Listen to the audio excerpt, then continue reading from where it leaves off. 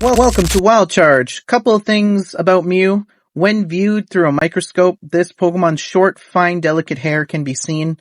And according to our handbook here, because Mew can learn and use any Pokemon move, it is thought to be ancestry linked to all existing Pokemon, which is very cool. I mean, I definitely remember Mew. I wonder if whoever's watching this, if you remember it too from the very first movies, including Mewtwo Strikes Back. Don't know if you remember, but I recall there was even a rare event for Pokemon Blue and Pokemon Red, back then in the 90s, early 2000s. And of course, there was even a rare Pokemon card specifically for Mew.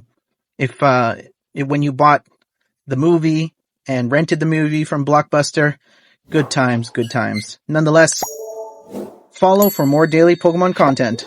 Let me know how you remember this legendary Pokemon.